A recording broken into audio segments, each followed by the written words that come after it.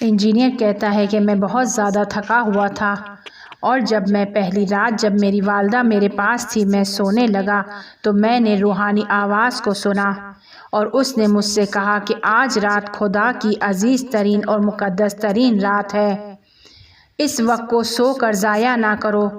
میں نے پوچھا کہ میں کیا کروں تو اس نے کہا قرآن پڑھو۔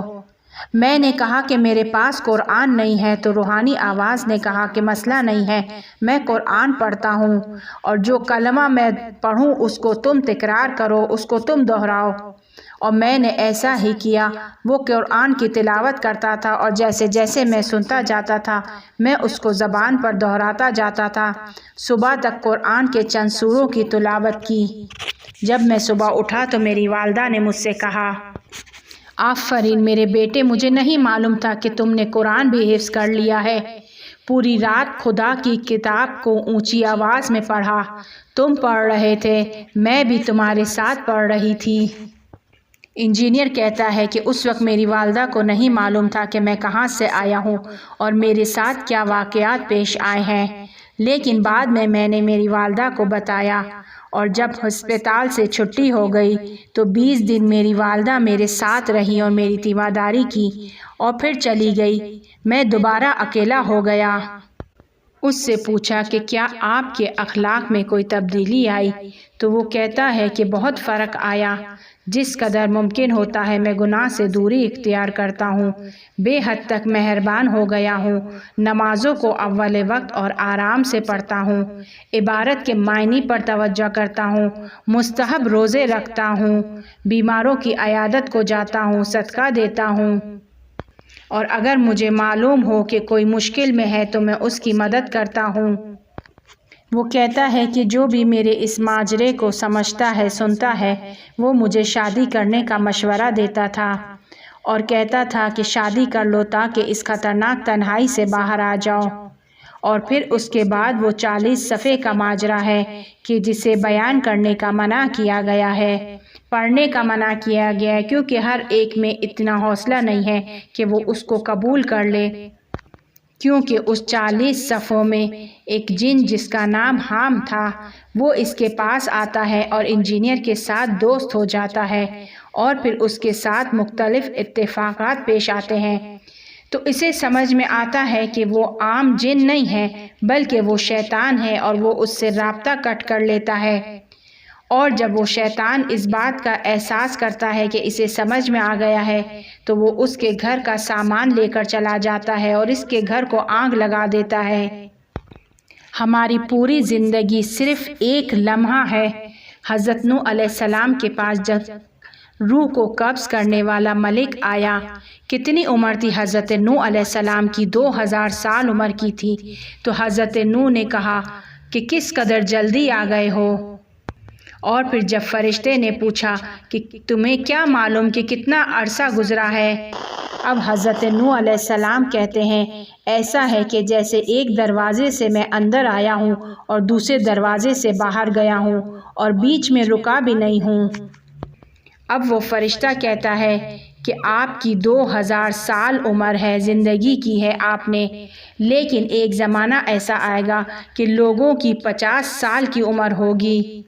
اب حضرت نوح کہتے ہیں کہ اگر 50 سال کی عمر ہوتی تو میں صرف ایک سجدے میں گزار دیتا، لیکن اب ایسا زمانہ آیا ہے کہ عمریں 18 سال، 19 سال، 20 سال، 25 سال، 40 سال تک میں تبدیل ہو گئی ہے۔ انجینئر کہتا ہے کہ مجھے جو علم خدا کی جانب سے عطا ہوئے اس میں ایک یہ بھی ہے کہ جب میں کسی ایسے افراد کے نزدیک ہوتا ہوں کہ جو موت کا تجربہ رکھتے ہیں تو میرے اندر ایک خاص حرارت اور تپش اٹھتی ہے اور میں پہچان جاتا ہوں کہ اس شخص نے بھی موت کا تجربہ کیا ہے۔ اور پھر انٹرویو لینے والے سے کہتا ہے کہ آپ بھی ان افراد میں سے ایک ہیں۔ جمال صادقی کہ جو اس کتاب کا مصنف ہے، وہ کہتا ہے کہ جب انجینئر نے ایسا کہا تو میرا دوسرا ساتھی کہ جس کا نام حسین ہے وہ ہنسنے لگا اور کہہ رہا تھا کہ تم غلطی کر رہے ہو انجینئر۔ اب انجینئر نے کہا کہ مصنف کیوں اپنے دوست کو نہیں بتا رہے ہو کہ میں غلطی نہیں کر رہا ہوں؟ جس پر جمال صادقی اعتراف کرتا ہے کہ وہ ایک چھوٹی سی مدت کے لیے اس نے موت کا تجربہ کیا ہے، کہ جس پر حسین ناراض ہوتا ہے کہ تم نے مجھے پہلے کیوں نہیں بتایا، مجھ سے یہ بات کیوں چھپا کر رکھی۔ اب تک ہم مکمل 3 اصلی داستانوں کو بیان کر چکے ہیں اور چوتھی داستان کو شروع کرنے جا رہے ہیں کہ جو ہماری آخری داستان ہے، لیکن کتاب موت کے اس طرف کی یہ تیسری داستان ہے۔ اس کا مقدمہ تھوڑا سا طولانی ہے اور وہ شخص کہتا ہے کہ مجھے جو یاد آئے گا میں بتاؤں گا، جو کچھ میرے ذہن سے پاک ہو گیا ہے وہ میں نہیں بتاؤں گا۔ پوچھا کہ کیوں پاک ہو گیا ہے؟ کہا کہ شاید خدا نہیں چاہتا کہ اس کو میں بیان کروں۔ انجینئر کے ذہن سے وہ ساری معلومات پاک نہیں ہوئی تھی، لیکن روحانی آواز نے انہیں ان چیزوں کا بتانے کا منع کیا تھا اور وہ نہیں بتا رہا تھا، لیکن اس کے ذہن سے بھول جاتا ہے، یہ اس کے ذہن سے پاک کر دیا جاتا ہے۔ اور جب اس شخص سے انٹرویو لینے کے لیے اسے فون کیا جاتا ہے تو کہتا ہے کہ میں شمال میں ہوں، فلاں جنگل کے سامنے، کہ یہ ٹیم بھی وہیں پر پہنچ جاتی ہے۔ جمعے کی صبح اس کے ہٹ میں گئی کہ جو اس کے بقول اس نے قرض لیا تھا۔ ایک سفید روشن چہرے والا شخص، مہربان آنکھیں، دوستانہ کلام، یونیورسٹی کا استاد ہے، اور اس کا ایک فرضی نام ہم ڈاکٹر رکھ لیتے ہیں کہ اس کے نام کے لیے ہم ڈاکٹر کا لفظ استعمال کریں گے۔ ڈاکٹر کی عمر 40 سے کم ہے اور یہ ابتدائی جوانی میں شادی کرتا ہے، چند بچے ہیں۔ ان کے والد ایک بڑے شہر میں دنیا میں آئے اور شادی کے بعد تہران چلے گئے اور یہ ڈاکٹر تہران میں ہی پیدا ہوا۔ یہ ڈاکٹر اپنی بیوی بچوں کے ساتھ تہران میں زندگی کر رہا ہے۔ اب یہ انٹرویو کرنے والا کہتا ہے کہ ہم نے ناشتہ کیا اور ہم سو گئے، بارش جنگل کو کھا رہی تھی، اور پھر وہاں کے خوبصورت مناظر کو بیان کرتا ہے، اور اس کے بعد یہ لوگ ایک گول میز کے اطراف میں بیٹھتے ہیں تاکہ ڈاکٹر کے تجربے کو سن سکیں۔ ڈاکٹر کہتا ہے کہ تمام ماجرا میرے شدید سر درد سے شروع ہوا۔ ایک مدت سے 1 سال پہلے سے میرے سر میں شدید درد تھا۔ جب شدید سر درد شروع ہوا تو میں نے سوچا کہ شاید میری آنکھیں کمزور ہو گئی ہیں، لہٰذا میں نے آنکھوں کے ڈاکٹر کو دکھایا، معائنہ کروایا، لیکن اس نے کہا کہ تمہاری آنکھوں میں کوئی پرابلم نہیں ہے، اور کچھ اس نے دوائیاں دی جو میں نے کھائی، لیکن ذرا بھی ٹھیک نہیں ہوا، اور سر درد کی گولیوں کی طرف میں بڑھا، اور پھر میں نے اس میں پناہ حاصل کی۔ یہ گولیاں مجھے تسکین دیتی تھی، لیکن صرف ایک چھوٹے ٹائم کے لیے۔ میرے سر درد کی خبر سب جگہ پھیل گئی تھی، دوسرے استادوں، شاگردوں، رشتہ داروں، دوست، سب کو معلوم تھا کہ میں اس مصیبت کے ساتھ زندگی گزار رہا ہوں۔ بعض اوقات یہ سر درد مطالعہ کرنے کی وجہ سے ہوتے ہیں۔ وہ افراد کے جو بہت زیادہ علم حاصل کرتے ہیں یا جن کا کتابوں سے سروکار ہے، بہت زیادہ مطالعہ کرتے ہیں، ان کے سر میں اکثر درد رہتا ہے، مائیگرین کی شکایت رہتی ہے۔ سورج غروب ہونے کے وقت مطالعہ کرنے سے منع کیا گیا ہے، پرہیز کرنے کا کہا گیا ہے، لیکن وہ لوگ جو بہت زیادہ مطالعہ کرتے ہیں وہ اس بات کی طرف توجہ نہیں دیتے، لہٰذا علماء میں بھی یہ بیماری بہت زیادہ عام ہے، خاص طور پر جب پرانے زمانے کی لکھی ہوئی کتابوں کو ہم لوگ پڑھتے ہیں۔ آڑی تیڑھی لکیروں میں لکھا ہوتا ہے، سیدھی سیدھی لائنوں میں نہیں لکھا ہوتا۔ 4 لائن سیدھی ہیں تو 4 لائن اس طرف سے مشرق سے مغرب میں جا رہی ہیں، تو وہ اس کو جب پڑھا جاتا ہے تو انسان کا سر چکرا جاتا ہے، جس کی وجہ سے آنکھوں اور سر پر دباؤ کا اثر رہتا ہے۔ اس ڈاکٹر کا ماجرا بھی سر درد سے شروع ہوتا ہے۔ کہتا ہے کہ پھر میں نے دوبارہ ڈاکٹر کو نہیں دکھایا کیونکہ مجھے ڈاکٹر اچھے نہیں لگتے، مجھے انجیکشن لگاتے تھے وہ، اور مجھے انجیکشن سے خوف آتا ہے کیونکہ بچپن میں ایک دفعہ سوئی میرے جسم میں ٹوٹ چکی تھی انجیکشن لگاتے ہوئے، جس کی وجہ سے میں سوئی سے آج تک خوف کھاتا ہوں۔ میں نے 1 سال درد کو تحمل کیا، اور پھر گرمی کے دن تھے، پیر کا دن تھا، مجھے خبر ملی کہ فلاں ڈاکٹر کا اپنے آبائی علاقے میں انتقال ہو گیا ہے اور وہ میری یونیورسٹی کے استاد بھی تھے۔ میں نے سوچا کہ میری ذمہ داری ہے کہ اپنے استاد کی تشییع جنازہ میں شرکت کروں۔ اسی دوران میں نے اپنے ایک دوسرے ہمکار استاد کو دیکھا۔ اس نے کہا کہ میں بھی تمہارے ساتھ چلوں گا۔ ہم دونوں بھائیوں کی طرح دوست تھے۔ میں اس کو سید جلال کہہ کر پکارتا تھا، جبکہ اس کا نام یہ نہیں تھا۔ اور جس شہر میں ہم لوگ جا رہے تھے وہاں آثار قدیمہ بھی بہت زیادہ تھے، لہٰذا ہم نے فیصلہ کیا کہ جب ہم وہاں جائیں گے تو 2-3 دن وہاں پر رکیں گے اور پھر واپس لوٹیں گے۔ طے پایا کہ رات کے 11 بجے ہم روانہ ہوں گے اور صبح کے 8 بجے ہم وہاں پہنچ جائیں گے، تہران سے 9 گھنٹے کی مسافرت پر۔ ڈاکٹر کہتا ہے کہ میں دوپہر کو گھر پر گیا، کھانا کھایا اور غروب تک اپنی بیوی بچوں کے ساتھ وقت گزارا۔ مغرب کے تھوڑی دیر بعد وضو کیا، مغرب عشاء کی نماز پڑھی۔ جیسے ہی نماز کو ختم کیا تو میرے سر کا درد دوبارہ شروع ہو گیا۔ میری بیوی نے کہا کہ تمہیں طولانی ڈرائیونگ کرنی ہے، کیوں جا کر سو نہیں جاتے؟ میں رات 9 بجے تمہیں اٹھا دوں گی۔ میں اپنے کمرے میں گیا اور لیٹ گیا اور پھر سو گیا۔ میری بیوی نے پورے 9 بجے مجھے اٹھایا۔ میرے بچے کھانے کی میز پر بیٹھے ہوئے تھے، مجھے بھوک نہیں تھی۔ میں ان کے ساتھ بیٹھ گیا۔ میری بیوی نے مجھے چائے اور کچھ کھجور دیے جو میں نے پی اور میں پھر ٹی وی کے سامنے آ کر کامن روم میں بیٹھ گیا۔ تھوڑی دیر بعد میری بیوی بچے بھی وہاں پر آ گئے۔ 11 بجے میں نے سب سے خدا حافظی کی اور سید جلال کے گھر کی جانب روانہ ہوا۔ وہ اپنے گھر پر میرا منتظر تھا۔ میں نے اس کو سوار کیا۔ اس کا مزاج مجھے تھوڑا سا تلخ نظر آ رہا تھا۔ میں نے اس سے پوچھا کہ کیا وجہ ہے؟ کہنے لگا کہ ظہر سے میرے کمر میں درد ہے۔ میں نے اس سے کہا کہ تم پیچھے جا کر لیٹ جاؤ، لیکن اس نے قبول نہیں کیا اور آنکھیں بند کر لی، لیکن وہ جاگ رہا تھا اور میں گاڑی چلا رہا تھا۔ تقریباً 80 کلومیٹر گاڑی چلانے کے بعد دوبارہ میرے سر میں درد شروع ہو گیا۔ سید جلال نے آنکھیں کھولی اور مجھ سے پوچھا کہ کیا تم تھک گئے ہو؟ میں نے کہا کہ میرے سر میں درد ہو رہا ہے، اگر تم مجھے اپنا سر قرض دے دو تو میں افریقہ تک گاڑی چلا لوں گا۔ سید جلال نے مجھ سے کہا کہ میں گاڑی چلاتا ہوں۔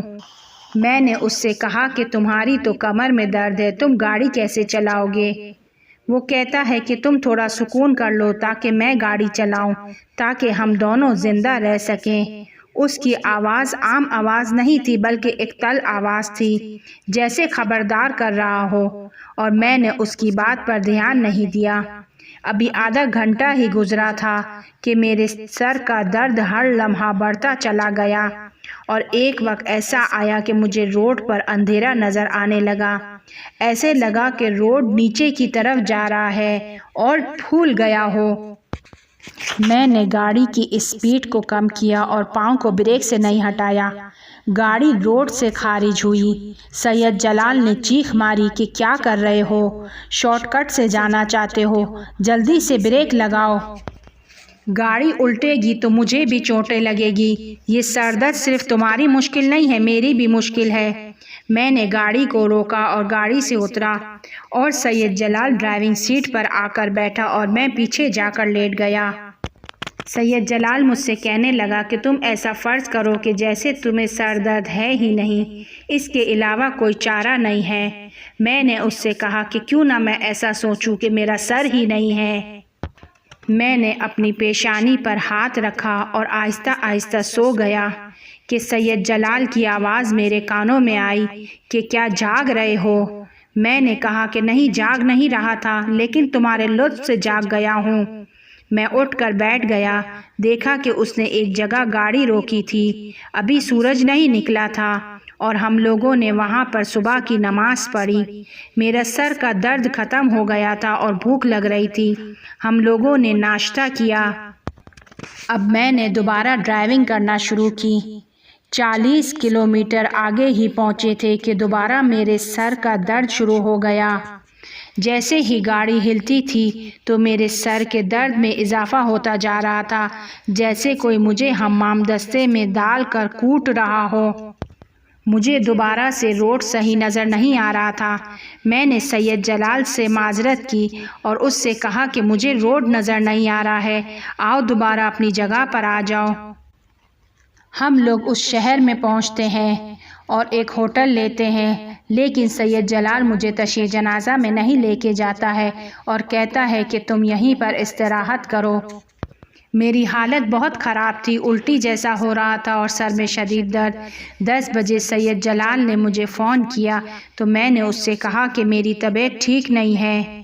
اس نے مجھ سے کہا کہ میں آدھے گھنٹے میں پہنچ رہا ہوں، اور پھر اس نے اس طرف سے میرے بیوی کے بھائی کو فون کیا اور اسے ساری صورتحال سے آگاہ کیا، اور انہوں نے وہاں پر تہران میں کسی ڈاکٹر کو اسپیشلسٹ کو فون کیا اور اس سے پوچھا تو اس نے کہا کہ مریض کو فوراً CT اسکین کرواؤ۔ سید جلال ہوٹل آتا ہے لیکن مجھے نہیں بتاتا ہے کہ اس کی میرے گھر والوں سے بات ہوئی ہے، اور مجھ سے کہتا ہے کہ چلو میں تمہیں ڈاکٹر کو دکھا کر آؤں۔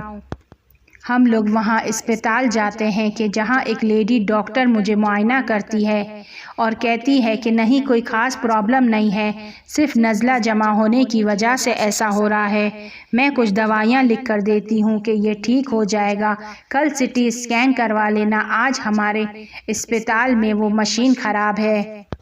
ہم لوگ ہوٹل آ گئے اور میں نے وہ دوائیاں کھائیں لیکن مجھے الٹی ہو گئی۔ سید جلال تھوڑی دیر کے لیے کمرے سے باہر چلا گیا اور پھر دوبارہ میرے پاس آیا۔ اس نے وہاں باہر جا کر میرے سالے کو فون کیا اور حالات سے آگاہ کیا۔ میرے سالے نے کہا کہ 20 کلومیٹر کے فاصلے پر وہاں پر ایک ہاسپٹل ہے کہ جس کا مینیجر میرا دوست ہے، تم فوراً اس کو وہاں لے کر جاؤ اور اس کا وہاں چیک اپ کرواؤ۔ تم اس کو لے کر وہاں پہنچو، میں وہاں بات کرتا ہوں، وہاں بہترین سرجن موجود ہیں۔ سید جلال مجھے وہاں ہاسپٹل لے کر پہنچا۔ جیسے ہی ہاسپٹل پہنچے میری حالت بدتر ہو گئی تھی، میں درد سے تڑپ رہا تھا، مجھے ہوش نہیں تھا کہ میرے اطراف کیا ہو رہا ہے۔ وہاں پر ہم نے CT اسکین کروایا اور پھر سید جلال اس کو لے کر گیا، مجھے بٹھا کر گیا کہ میں ڈاکٹر کو دکھا کر آتا ہوں۔ ڈاکٹر نے جب اس CT اسکین کو دیکھا تو کہا کہ یا تو اس کا ایکسیڈنٹ ہوا ہے یا اس کے سر پر کوئی مار لگی ہے، اس کے دماغ کی رگ پھٹ گئی ہے اور اس کے سر کا پریشر بہت ہائی ہے۔ مجھے تعجب ہے کہ یہ شخص زندہ کیسے ہے۔ سید جلال بہت مضطرب ہوتا ہے، دوڑتا ہوا اسپتال کے مینیجر کے پاس پہنچتا ہے۔ وہ مینیجر کہتا ہے کہ اس کو ابھی اسی وقت آپریشن تھیٹر میں جانا چاہیے اور آپریشن کے لیے اس کے کسی رشتہ دار کا ہونا بہت ضروری ہے، لیکن سید جلال کہتا ہے کہ اس کا کوئی بھی رشتہ دار یہاں نہیں ہے، سب گھر والے تہران میں ہیں۔ اب سید جلال اس بڑے ڈاکٹر سے پوچھتا ہے کہ کیا ممکن ہے کہ ہم اس کو ایمبولینس کے ذریعے تہران لے کر جائیں؟ تو وہ کہتا ہے کہ میں فراہم کر سکتا ہوں، یہ میرے لیے ممکن ہے، لیکن ایمبولینس کو دیکھ کر مریض کی حالت زیادہ خراب ہو جائے گی، وہ ٹینشن میں آ جائے گا اور اس کا پریشر اور زیادہ بڑھ جائے گا کہ جو خطرناک ہے۔ میں یہ کر سکتا ہوں کہ دوائی کے ذریعے سے اس کا سر کا پریشر ڈاؤن کر سکتا ہوں تاکہ تم اسے گاڑی کے ذریعے سے لے کر تہران پہنچو اور اس کے گھر والوں کو اطلاع دو کہ وہ سیدھا ہاسپٹل پہنچے۔ یہ شخص کہتا ہے کہ مجھے ان تمام باتوں کی اس وقت کوئی اطلاع نہیں تھی اور سید جلال بڑی ہوشیاری اور تیزی کے ساتھ ان کاموں کو مجھے اطلاع دیے بغیر انجام دے رہا تھا تاکہ میں کسی ٹینشن میں نہ آؤں۔